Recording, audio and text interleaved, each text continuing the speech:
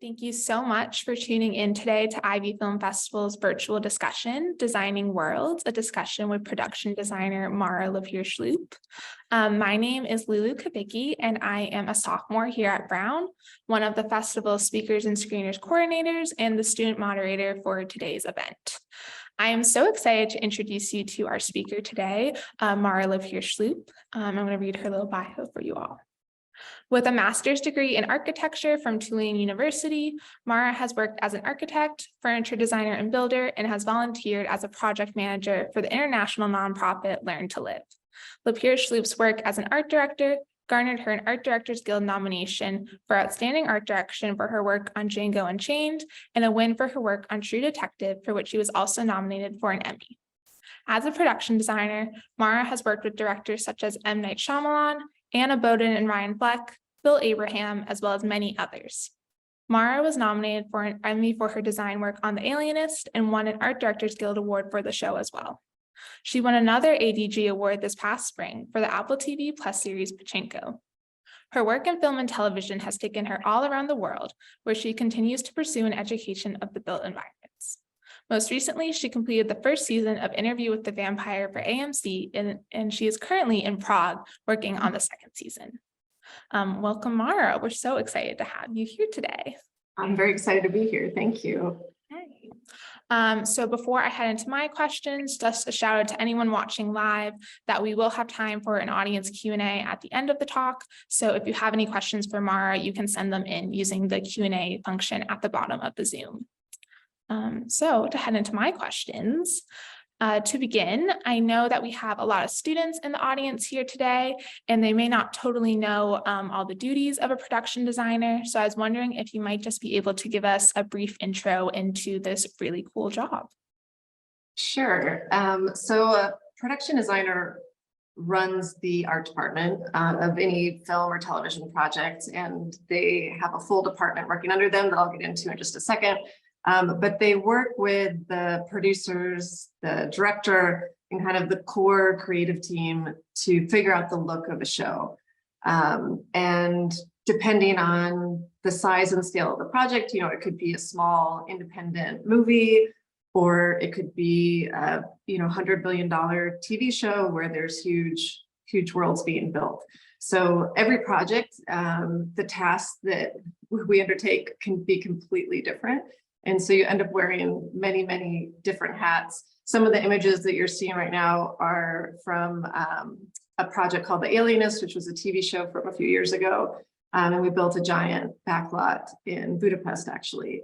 And so, for a show like The Alienist, we're going from kind of very early ideas about what the look and the feel of the show is going to be, and then taking that to every bit of detail to build these huge, massive sets to recreate, in this case, New York City from the 1890s in Budapest.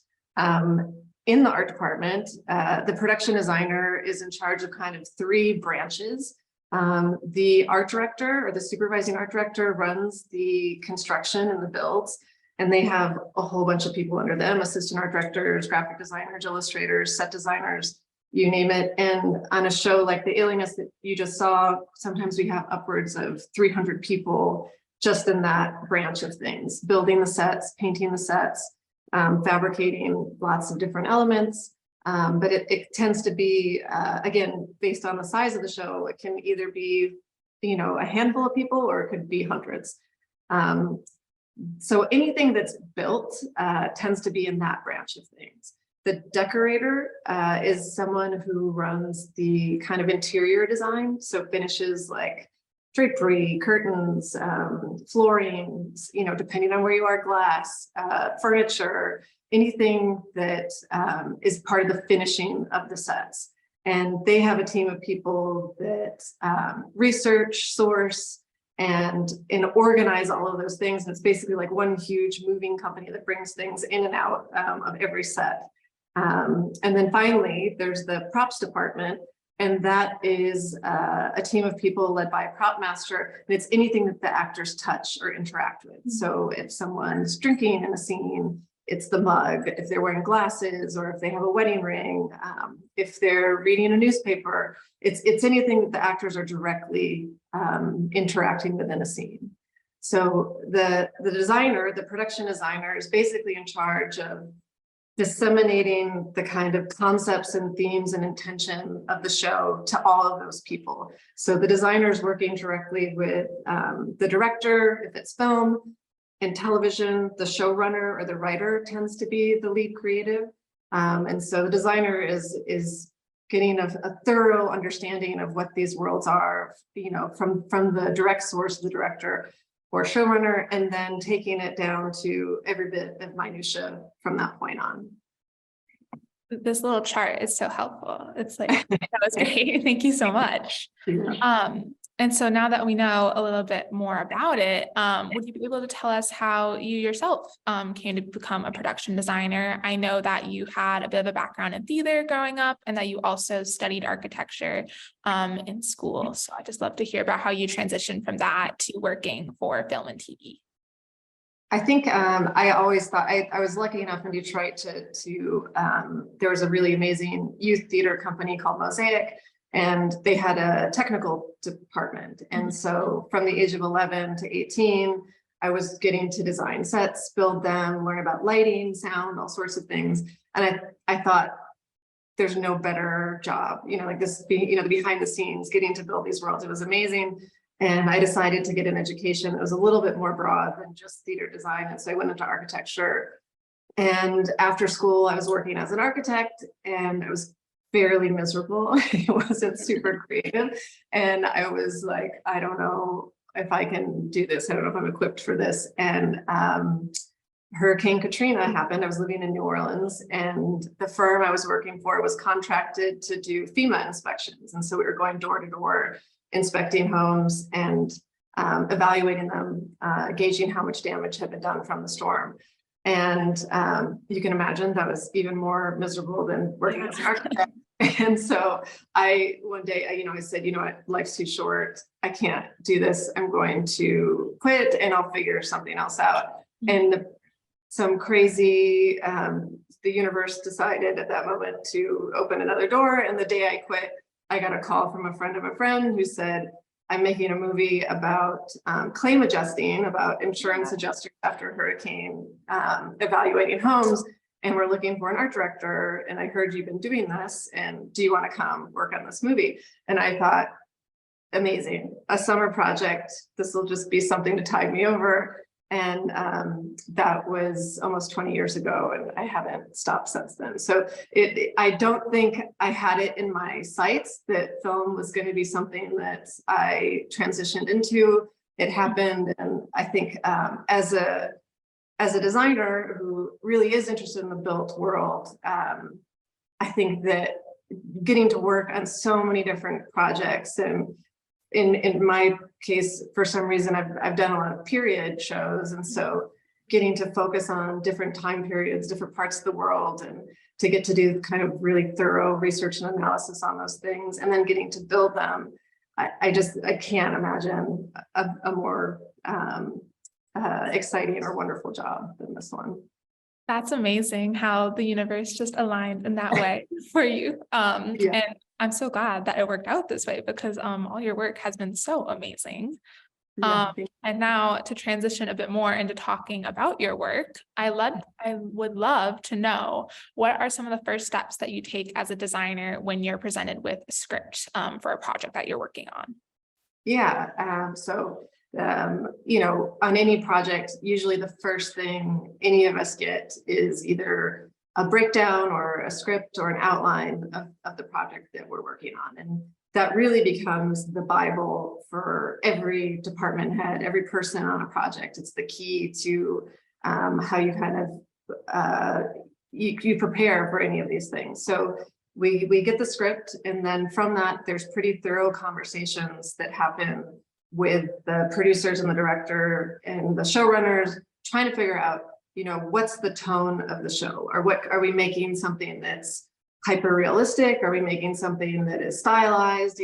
What's the intention? And sometimes, particularly in television, I don't want to say that that the writers and the producers aren't visual people, but I think they really appreciate when designers can kind of help flesh those ideas out. And so sometimes they'll come to me and say, you know, what do we think the intention of this is? And so I tend to work on things, and I'm drawn to things that are kind of gritty, visceral, realistic, as opposed to hyper stylized things. I think I really am drawn to the research part of these things. And again, like being able to recreate worlds in a hyper realistic way. I think part of the fun of the research is discovering things that we never knew about, or you know, subtle details of period that I think as a viewer are things that I love getting to see in film and television. So usually once I've been given a script and had some time to talk to the directors and figure out what's going on, I dive into a very solo immersive research project. And this is usually kind of incubation period, from which time I really get to just try to cram in as much information that I can, because as soon as I start opening up a department with other people, every day there's 10,000 questions. And so I kind of have to build this armor up of being able to inform what we're going to be doing down the line. From the scripts, I usually do, and the art director and we do really thorough set lists so that we can start figuring out what it is that we're going to be trying to figure out how to get on screen, and in how we can kind of start making pairings of relationships between sets, and making suggestions to the writers about things that might be able to blend for the sake of budget or for the sake of location work. But there's any department, art department that you go to, the walls are full of lots of beautiful reference images and illustrations and things like that. But more than anything, they're full of Excel spreadsheets that are just really, really thorough breakdowns of what it is we're trying to do. And this is an example of a research breakdown that we did for Interview with a Vampire, knowing the first season of the television show that came out last year, where we knew we were telling a story between 1910 and 1940. And I wanted the art department and everybody around us to have a sense of how culturally things were evolving in those 3 decades. And so, you know, we produced this document that showed kind of what was happening in art history and graphic design, in lighting technology and automotive design, in politics and music and all of these things, so that when we started, you know, fleshing out our worlds, we could really try to show that passage of time in subtle ways and in subtle details. But this is just an example of how that research period can really inform what the building blocks of what it is that we're diving into later.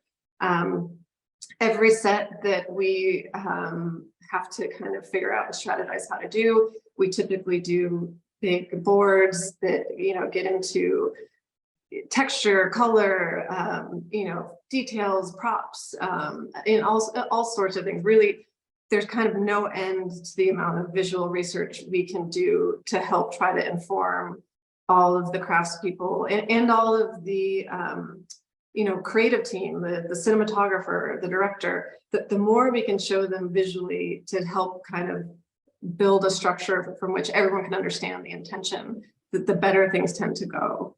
And because Interview with a Vampire took place because of vampires all at night, of course, lighting was a really big thing for us to wrap our heads around, because over those 3 decades, there's a lot of, because we're only at night, kind of the only way to show thorough passage of time was through evolution of lighting. And then we had some contemporary sets as well. And, you know, because vampires have this aversion to daylight, we wanted to play around with that in terms of light and shadow and kind of impact on the characters in the story.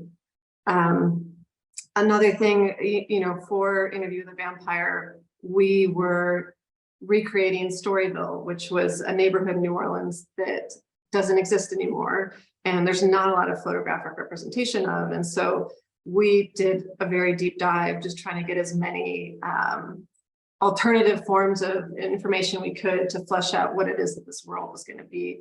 So oral narratives, biographies about madams that were living in the neighborhood, but any kind of research we could do to help us contextualize what it was we were trying to build.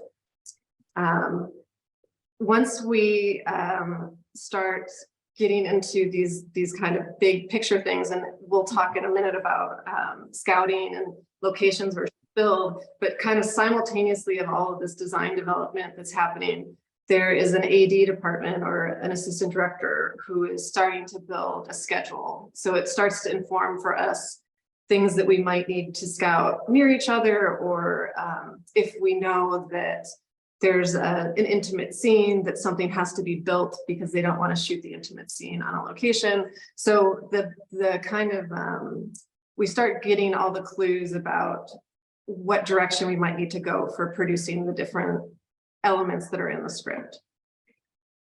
That's so fascinating. And also thinking about lighting and vampires is such a fun combo to be able to play with. Very unique to vampire genre series. And like you mentioned, one of the next steps in the process would be scouting. So I would love to hear a bit about what does scouting entail, and then maybe on Interview with the Vampire or any of your other projects, how do you and your team decide what might be shot on location versus what might need to have a set built for that scene? Yeah, so the schedule that I just showed you before is from the AD department, and it's a very kind of nuts and bolts document. Eventually, the supervising art director makes a schedule that most people run from when they see it. And it's this matrix of, you know, where the shooting day coincides and what different crews are going to be needing to lead up to those elements. And so, well, again, everything, it's funny because I think everyone, when I talk to them about the process of filmmaking as a production designer, I think everyone thinks that there's these distinct periods. It's like, okay, now that we've crossed that threshold, it's on to something else. Everything is kind of happening simultaneously. And so there's schedules being produced while I'm scouting.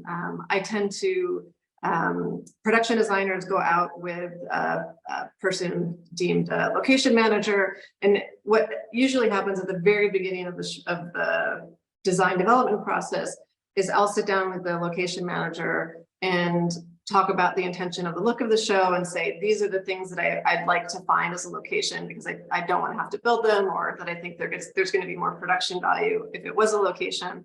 And we go through a list. I show them some reference of things that I think might work. And then they go into their files of things they may have used before. They show me things, and then we go out and we start looking at them. And so then I kind of cull those things down and say, okay, these are successful, these aren't. We need to keep looking for these things. And then they go out and scout for things from scratch, essentially, things that were missing or lacking. So the scouting phase can be pretty rigorous. You know, it can be several weeks of myself and a location manager in a van just going to dozens of locations a day, trying to narrow things down. And once we get it to, you know, narrowing it down to one or two, maybe sometimes 3 or 4 options, we'll present those to the director and the cinematographer, and we'll start to lock things in. In film, the directors tend to be very heavily involved in this early on.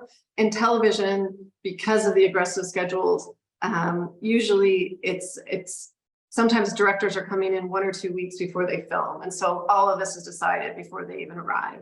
And the showrunner or writer is the person that I work with to lock in locations. But in television, designers tend to have a bit more autonomy because we're one of the few positions that works the entire season. Directors and cinematographers may come in and out over episodes. And so the production designer, the costume designer, and the other heads of, you know, hair and makeup, you know, we're the through line. And sometimes we have to help steer things so that there's a consistency in the look of the show.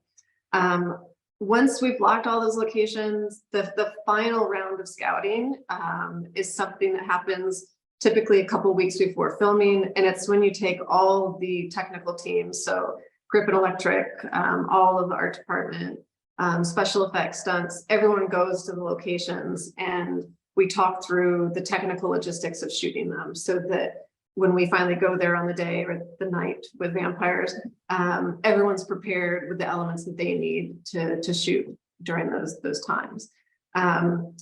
The build versus location, sometimes we know from the get-go. Like, for example, on Interview with a Vampire last year, we knew we were building a Storyville backlot from the beginning. We knew that because of the subject matter of of the show with vampire, that it was period, that it was all night, that we needed to have control of streets. So we knew we had to do that. And then you can make some assumptions. It's like with the sets that recur in television over multiple episodes are amortized or amort sets. And so there is efficiency for us to build those things on stage for the shooting crew so that you don't have to pay for the infrastructure of having all of the trailers and the trucks and everything out at location. And so there's usually, when we do our script breakdowns, we can say, okay, Lestat's townhouse, we know is going to be in every episode. We should build that.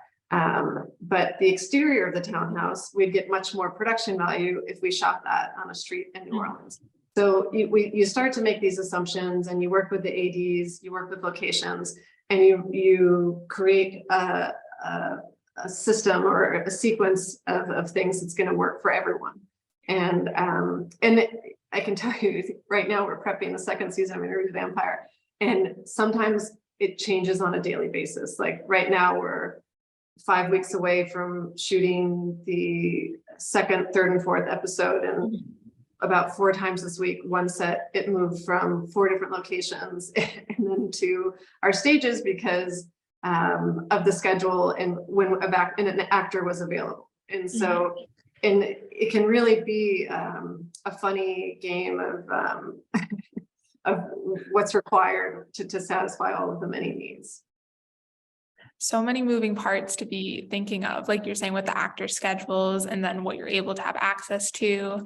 And that note you mentioned about the production designer on a television series being one of the few people who's there the entire process. That's really interesting and something I didn't know before. So thank you.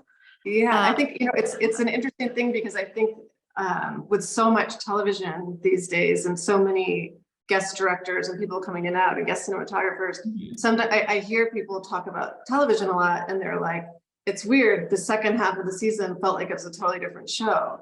And to me, it's a miracle that any show seems like one entire project because there's so many variables that are shifting through every episode. And sometimes it's budget, sometimes it's, who the director and the cinematographer are. But again, I am always amazed when something feels like it's a complete work.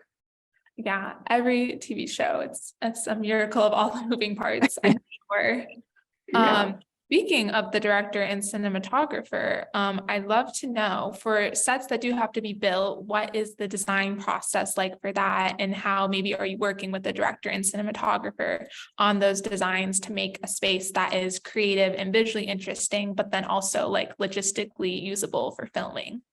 Yeah. Again, I think we all start with the script and the direction, the stage direction. So, sometimes it's very clear and it says, again, using Interview as a reference, it says Lestat exits the bar and walks across the street and throws a brick in a window. And so there's quite a bit to inform me right off the bat of general kind of spatial needs, that you need a block. You're probably going to see 360. They're coming out of a door, so you need an interior. They're throwing a brick through a window, so we need an interior there. So I will rough out the shape of what I think we need, and then I'll sit down with the director and the cinematographer and say, now, can you tell me where the camera is? And since this is, 1920, and it's at night. Let's talk about the lighting with the cinematographer. And I think that more and more in film and television, there is a desire for things to feel more naturalistic in lighting. And what that means is that now the art department is essentially lighting the sets. And so it used to be that you kind of had these omniscient light sources that were, you know, it was beauty lighting for the actors, and there wasn't really motivated source in the sets for that lighting. And now, you know, the source is a lot of times a light that's on the set, and we call those practicals. And so, but what tends to happen now is that there needs so much control over those lights. So we might have a fixture, a light fixture, let's just say, for sake of reference, that there is a light at, you know, design within reach that we've decided on, and we buy that light. We then usually have to gut it and rewire it so that it suits the requirements of the cinematographer. So there tends to be a fixtures department that is correcting the housing, putting things on dimmers, changing out bulbs, doing it whatever needs to happen so that the light that's coming from a practical on set is motivating the source in a way that is helpful for the cinematographer. So for our Storyville backlot, you know, our producing director was Alan Taylor, who's, you know, an amazing director who did Mad Men, Sopranos, Breaking Bad, you know, he's done like everything. And Alan has, you know, he's known for world building. And so with our backlot streets, you know, we knew that for the opening, when we saw this, that there was going to be a ton of action and cars moving, and, you know, there was going to be, you know, handheld fireworks, and there are vendors with hot food. So we get into what it is that's building the world and the environment there. And then the cinematographer and I go through and we say, okay, this is a street full of brothels, and we start designing lighting and signage that will help, again, make this an immersive world for, especially for shooting at night. So again, there's a very gradual kind of design process where we'll have a meeting, we'll talk about things, then we'll go back to the drawing board. We'll pitch kind of what it is that we're looking at, and then we'll go back again and say, is this what you're thinking? And if things get even more complicated, usually when there are stunts or special effects involved, because you know, we will build breakaway elements and you know, things that need to be destroyed. On part of our backlot for Interview, there was a major mob scene with a fire, and so we actually had to build in a gimbal into the set so that we could collapse a balcony. And we knew we had to do that, even though we didn't have a script for the episode yet. So, you know, there's a lot of mechanics that need to go into it. And typically when I start, again, like what I was saying, when you read the script, we start doing these basic sketches of just kind of like, what are the functional things about the program? Like, where are people moving from? What's it describing in the scene? But getting these basic kind of building blocks of what a set might look like. We then do, you know, rigorous research, like I mentioned before, where we are looking at, you know, down to the windows, the doors, the hardware, all the specific things. We're getting more and more specific.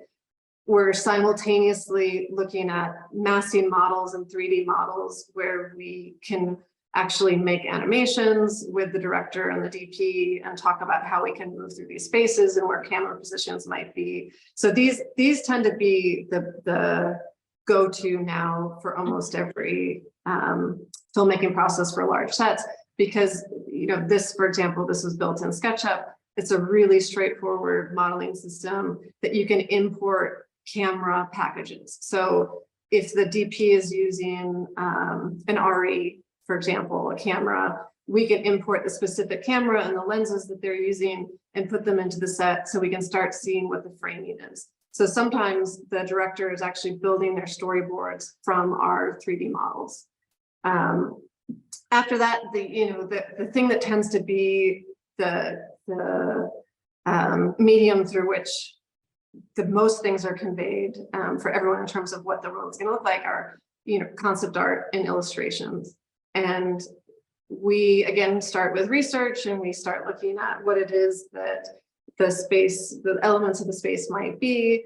We find the location where we are going to do the work, or if we're building it, we go from there. And then we produce illustrations that become tools, not just for the art department in terms of how we're building set, but this can be a tool for the AD department in terms of casting.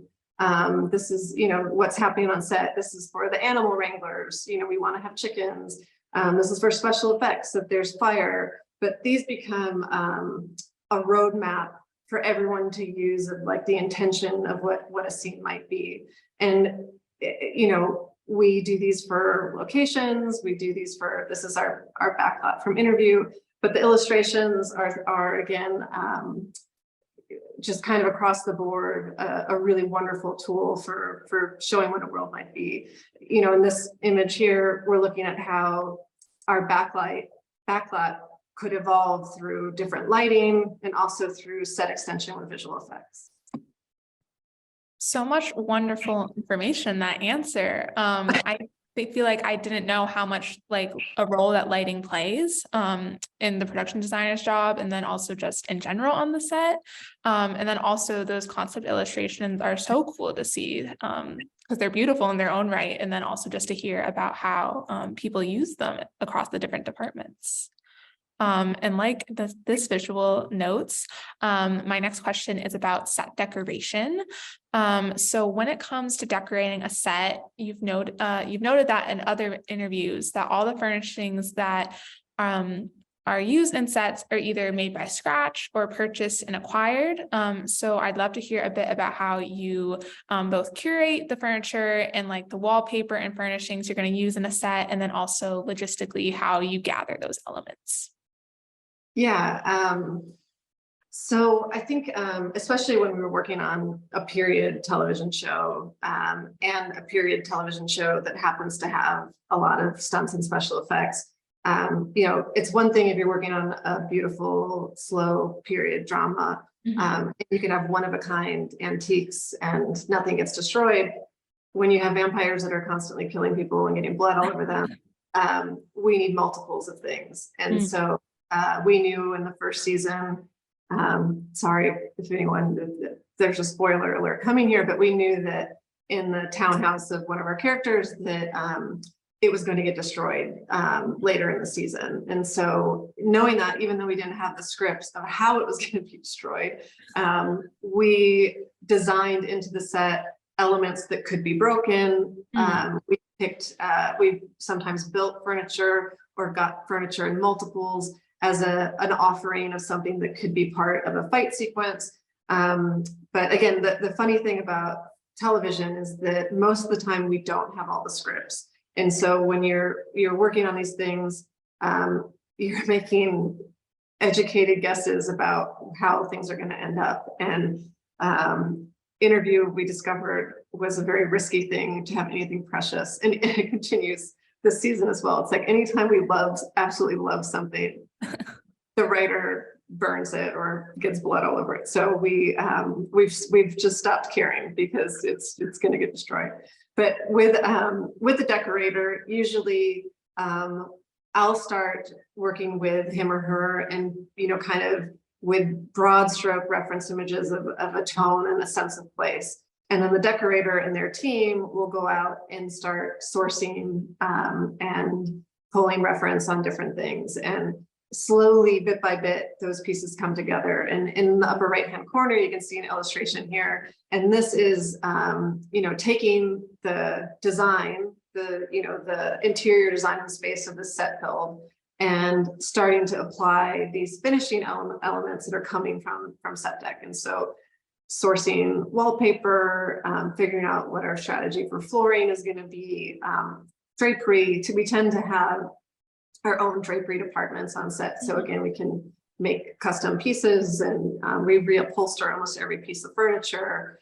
But there's really, especially on period shows, some of the most incredible craftspeople in the world that are building and creating these things. Here in Prague right now, we have a huge company that is working on sculpting some of the most incredible things I've ever seen. I probably can't say what they are, but I think that one thing as a designer that we are always, especially if you travel a lot for work, I think the thing that you one of the things we have to do is assess what is possible in the place that you're working. And so here in Eastern Europe, I've worked in Budapest and I worked in Prague.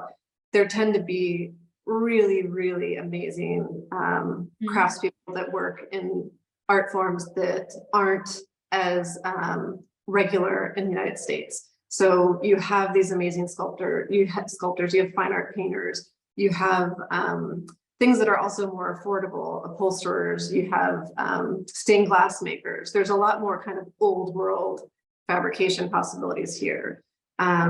And then on the flip side, you know, in the US, you might have more access to technology, so 3D printing and other things. So part of what we do also is assess strategy as well, because what you might do in one place, you know, as an example, one of the contemporary sets from season 1, we had a penthouse in Dubai that we had to rebuild in Prague this year. So we built it in New Orleans last year, and we rebuilt it recently in Prague. And it was a very, I've never built the same set twice in 2 different countries. And it was a really interesting process because things that we struggled with in New Orleans were very easy to do here. And things that were like a no-brainer in New Orleans were very hard to do here. And so it really kind of highlighted these regionally specific problems that come up whenever you're making these things. So this is an image of the finished townhouse set. So this was built on stage. So everything in here, you know, the fireplace was a custom sculpted element that we did. You know, there's pieces of furniture in here that are built in doubles and triples so that we could destroy them during fight sequences. All the lighting is sourced and custom lampshades are built. You know, there's just so much incredible work that goes into doing these things. It really is a marvel when it all comes together.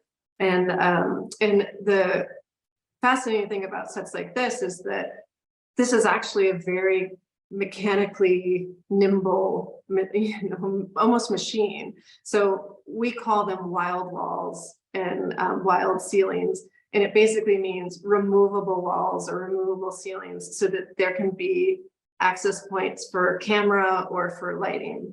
So this entire set comes apart so that the camera can get into positions that it wouldn't otherwise be able to. The ceilings were on motors so that they could come up and down so that people could fly and things could happen.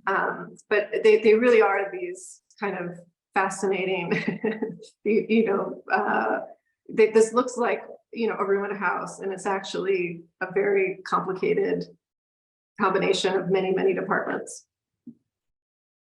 It's a beautiful room, but you're right. It's so interesting to hear about it, almost like a puzzle situation. And then also vampires, yet again, presenting their own unique challenges, if that's the right word, with all the blood and the fights. Is quite fun to hear about. So moving to my next question, one thing that I read that you noted in another interview was that sometimes the art department doesn't know what's actually going to show up on screen, even with like storyboards, that how the scene is filmed might not end up being exactly how it was planned. And so I was just wondering, maybe how do you have to have a certain mindset when thinking about your sets, knowing that not everything might get captured on camera? Has there ever been like an element of a set you really love that maybe did not end up on screen? Anything related to that? Yeah, I think there's only one director I've ever worked with who he was the most rigorous prepper, and we literally shot frame by frame every storyboard he drew, and that was M. Night Shyamalan on Split. And but other than Night, no one has ever really even come close to shooting what they plan on. And part of that is the magic of the medium, which is that there's so much you can plan and prep, but sometimes there's happy accidents that happen on the day or the night that you're shooting. And even though we said all through prep, we're only going to look here, on the night, something might happen, and suddenly looking to the right is more interesting. And so there's so many things that are outside of our control. And I think that a long time ago, I had to just get rid of any kind of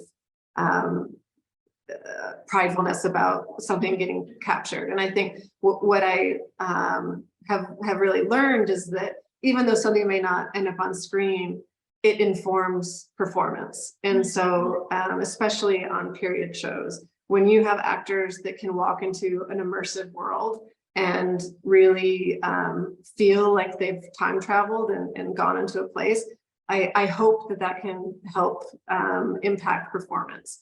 I'm scrolling through some images here. These are some sets that I've built for some other shows. And I think that, for me, once they start filming on these things, it's kind of, it's like sending a kid off to college. You're like, well, I hope they don't screw up, like I did my best and did provided what I could. And now it's their world, they have to get out there and do their own thing. But it is fascinating in that way, and that what we do in the art department, it is an art. There's so much work that goes into these things, but it's one of the only art forms that may never actually be seen because we can't guarantee what it is that's going to be caught on camera. Hearing about that immersive element, though, totally makes sense to me, just as an actor stepping into the world and informing their performance. And also these visuals are also lovely. I'm just looking at all of them as you're showing them. I'm going to say one more of my questions right now, but just as a reminder to anyone watching live, feel free to send in a question via the Q&A function. And because in a couple minutes, we'll head into the audience Q&A portion. So for one more question from me right now, you mentioned briefly earlier using technology like 3D printing, especially here in the States when you're working on a project. I'd love to hear about maybe how you've used technology like 3D printing or other new technology as part of your toolkit as a production designer. Yeah, I mean, I think it's such, we're really at the forefront of some really incredible things happening right now. And, right now, the location manager that I'm working with is a real tech savvy guru.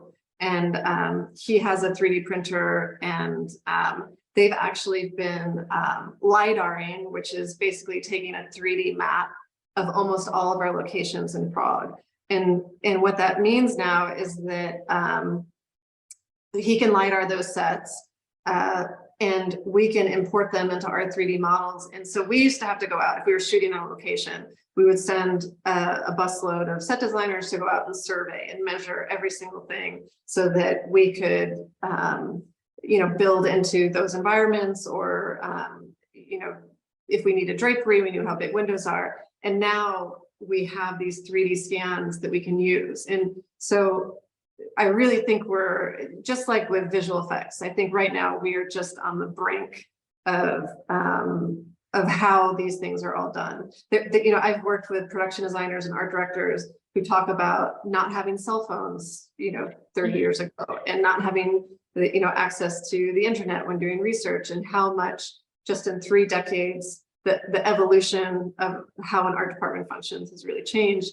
And I think that we're on the brink of another one of those crazy launches into how we do these things. And part of it is that I think what we all learned from COVID is that not everyone needs to go scouting anymore, because we can send drones, we can do 3D scans, we can do these things. And so directors who might be slammed with 20 other things, we can now share information in ways that we couldn't before. And so them not coming is more feasible. I kind of hate that, because I really want the time with them at these locations, but it is possible, and that is crazy. And so, yeah, I think another example is for this season of interview, we're filming in Paris, but we're overlapping with some elements here in Prague. And there's some very famous things in Paris that I can't mention, but we're taking scans of them and recreating them here with 3D printers. And so, yeah, I mean, it's really, it's an exciting thing. And it's also scary because the tools that I learned in college over 20 years ago are now completely antiquated. And so part of my, you know, design education has to be constantly trying to stay abreast of how these things are going to work. And I think with visual effects right now, the volumes, the LED volumes that shows like the Mandalorian and dark used, you know, there's, again, we're on the precipice of something. I don't think it's been figured out yet, but you know, this image that we're looking at right now, this was a set for Pachinko. This was a backlot that we built in Vancouver, meant to be Japan, and in the 1920s. And, you know, in 20 years, this might be a completely digital environment.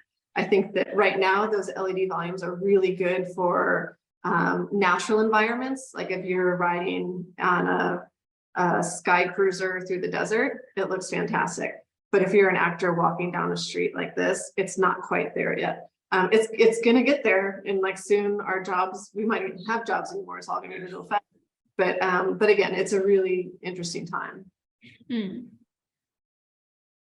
That's definitely, yeah, being on the brink of like this developments, new technology. I think it's something that not just production designers are feeling in lots of different fields, but also very cool to hear about how you can integrate new technology into tangible sets, things that people are physically moving throughout. Definitely really interesting stuff. We have quite a few audience questions, so I'll pick out a few for us to answer. A couple people were wondering, what is the process of dismantling or uncreating a set? Like what happens to any of the leftover set pieces or furniture once production is done? My family always tells me I'm not allowed to talk at cocktail parties because I ruin everyone's dream of who actors are and the process of things. It's horrible. Like this set right here that we're looking at for interview is in a junkyard. You know, this has been completely torn down and it's gone.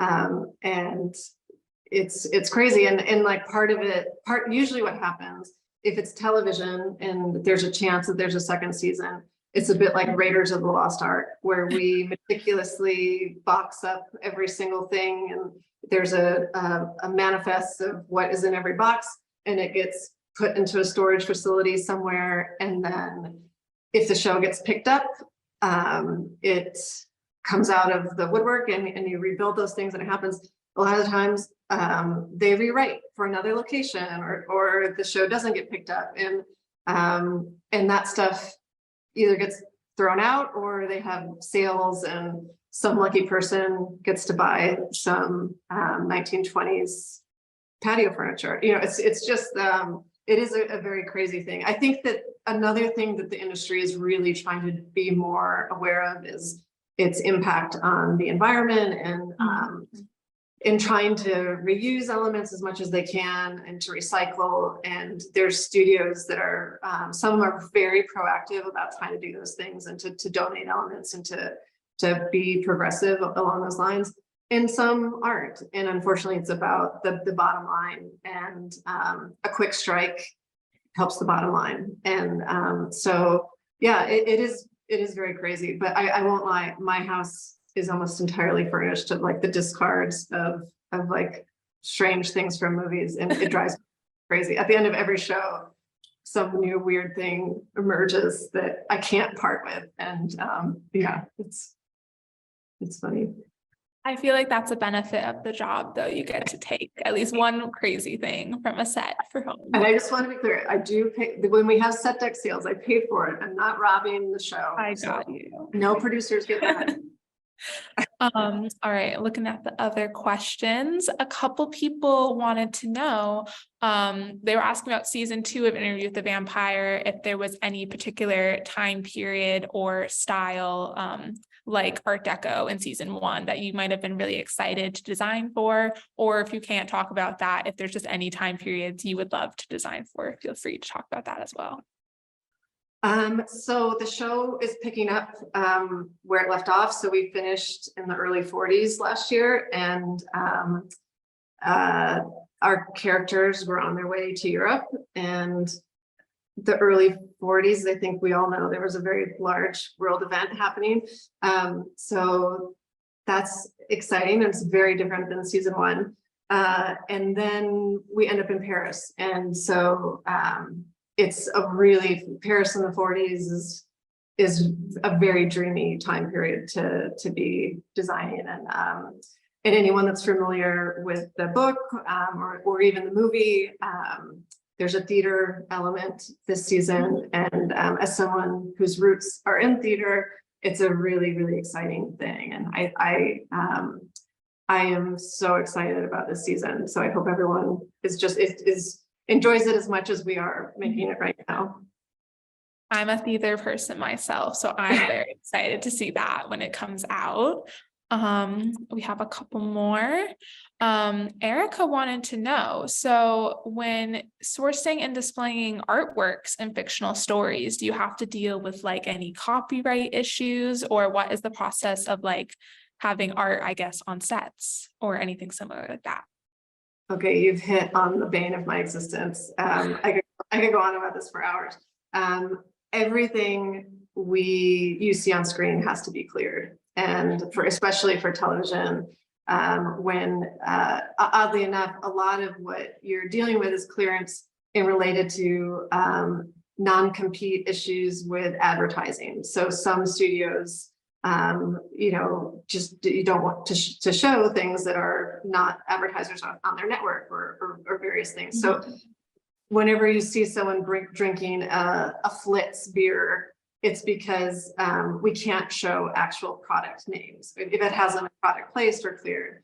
And the great thing about season 1 of Interview is that it was a US centered show. So all of the goods we were sourcing were based in the US, and it was mostly before 1930. And public domain in the US is around 75, 80 years or something like that. And so anything before 1927, we, for the most part, could clear and put in our show. Now that we're in the 1940s and we're in Europe, every European country has different rules. And so it's not just public domain, it's also, there's like morality laws in Paris. So there's really specific clearance things that we have to go through. And so right now we are in the process of making beer, cigarettes, every newspaper, like every newspaper you see has to be made from scratch, basically. So there's so much work that has to go into it. And every element has to go through a clearance process. In our set deck wrap binder from last year, there was probably 218 pages of with like 50 or 60 items on each page of what had been cleared, who the contact was, what had happened, how much had been paid for that.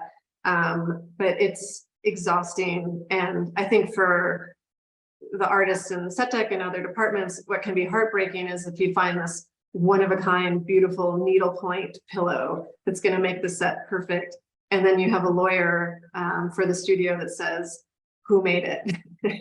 We can't prove who made it. And they say, well, then it can't be on the set. And those are the things that I feel like this is the most frustrating part of contemporary television making, is that the legal side of it can be such a wet blanket on the creative process. But we know we have to do it. It's just something every day it's just part of the process, but it sucks. Yeah, I didn't even that all makes total sense with all the copyright and everything, but that's just so much work, I'm sure. And great question, Erica, for sending that in, because that Wow. Frame, Yeah. wild. We have one final question from Kai, which is a very specific question, but I'm happy to open it up. So Kai wanted to know where the wallpaper on the first floor of Lestat's townhouse was from. Was it an original illustrated pattern for the show, or was it something that you purchased? Also, feel free to talk about the wallpaper more generally if you don't recall that exact one. Yeah, wallpaper also has to go through clearance. So it's like with some of them, we sometimes we find these beautiful vintage wallpapers and there's just enough to put on in the sets of the walls of our sets. And then we can't prove what year it was from or who the artist was, and it doesn't clear. So wallpaper is another one that's just like, it's just like one of those things that only we will know what some things could have been.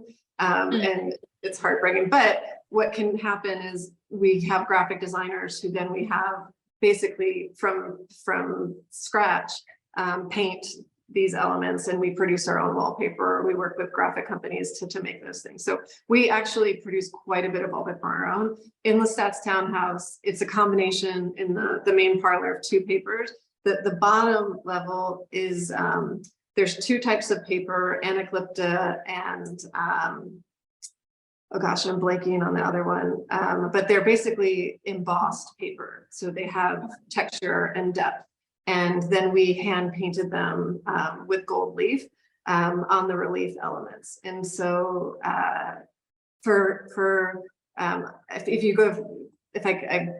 if you want to go back in and look at some of the interior photos, I tend to like paper that has texture because the way it catches light is much more dynamic than anything that's flat, which is also why I hate printing paper, because you don't have that texture.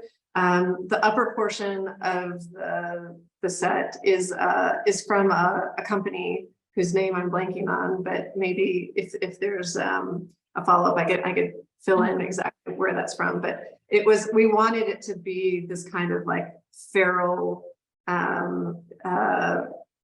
regal colors, but feel like it was like you're in some sort of a swamp, and it really did what we wanted. We looked at probably 300 papers for that room, and that was the one that we landed on.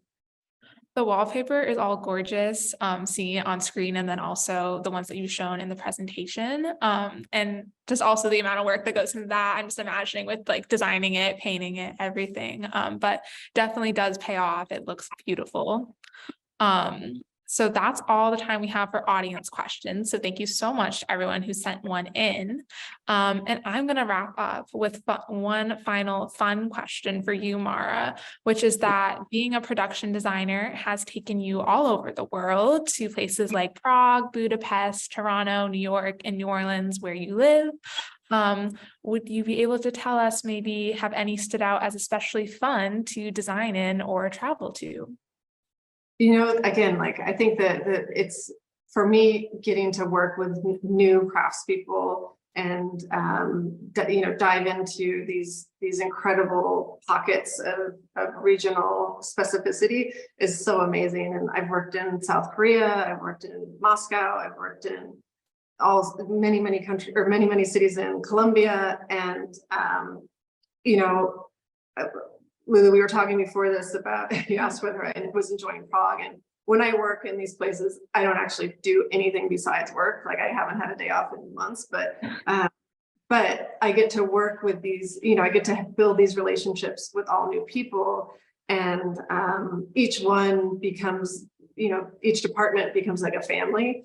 And so it's funny because sense of place, I don't always necessarily get. Like I've been to these amazing places, and I get to scout a lot of places in them. So don't get me wrong, I see a lot, but I think what's more special is just getting to have these relationships with people, and I learned so much in every place about new technologies, new cheats of how to accomplish things and how to get stuff done. So it's a gift. They've all been wonderful. That's such a lovely note to end our webinar on. Thank you so much, Mara, for being here today. It has been such an honor and pleasure to welcome you virtually to Ivy Film Festival. And thank you to everyone in the audience who's tuning in live, for sending in such great questions, and for anyone who's watching this in the future. You're also wonderful. Reminder that there will be more festival events through tomorrow, including today at 4 p.m. here on Brown's campus. We'll be having an advanced screening of the film Chevalier at the Granoff Center for Creative Arts. So definitely check that out if you're here at Brown. And you can find the rest of our events for today and tomorrow at ivyfilmfestival.org and on our social media. Thank you so much again, Mara, for being here, and for everyone who is watching. I hope you all have such a wonderful day. Bye. Thank you. Bye. Thank you. Bye.